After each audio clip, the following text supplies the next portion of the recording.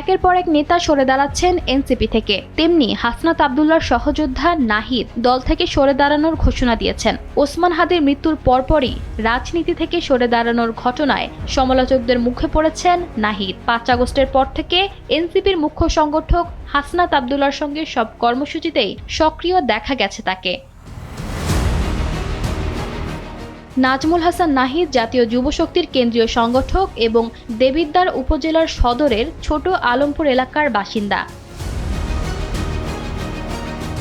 সোমবার রাতে নিজের ভেরিফাইড ফেসবুক আইডিতে দেওয়া এক পোস্টে তিনি জানান, এই মুহূর্ত থেকে এনসিপির সব রাজনৈতিক কার্যক্রম থেকে স্বেচ্ছায় নিজেকে সম্পূর্ণভাবে সরিয়ে নিচ্ছেন।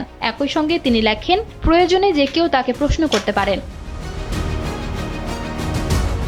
অন্য একটি পোস্টে নাহিদ আরও উল্লেখ করেন, সম্মানের জায়গা যেখানে নাই সেখানে পলিটিক্স করতে আমি নাহিদ আগ্রহী না। এই মন্তব্য থেকে ধারণা করা হচ্ছে তার এই সরে দাঁড়ানো শুধু অভিযোগের কারণে নয়, বরং গভীর কোনো অভিমান কিংবা দলের অভ্যন্তরীণ কোন্দলের ফল। এর আগে জাতীয় যুবশক্তির কেন্দ্রীয় আহ্বায়ক কমিটির পক্ষ থেকে তাকে কারণ দর্শানোর নোটিশ দেওয়া হয়। নোটিশে দেবিদ্বার উপজেলা কমিটি গঠনে স্বেচ্ছাচারিতা, সাংগঠনিক শৃঙ্খলা ভঙ্গ এবং সংগঠনের ভাবমূর্তি ক্ষুণ্ণ করার অভিযোগ আনা হয় এবং 24 ঘন্টার মধ্যে লিখিত ব্যাখ্যা চাওয়া হয়। নোটিশ জারির পর নাহিদ ফেসবুক পোস্ট ঘিরে সামাজিক যোগাযোগ মাধ্যমে ব্যাপক আলোচনা চলছে।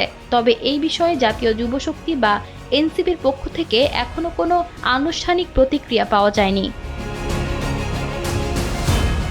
বিপ্লব পরবর্তী নতুন বাংলাদেশে যেখানে তরুণদের নেতৃত্বে আসার কথা, সেখানে এমন এক সক্রিয় ব্যক্তির বিদায় অনেক প্রশ্নের জন্ম দিচ্ছে।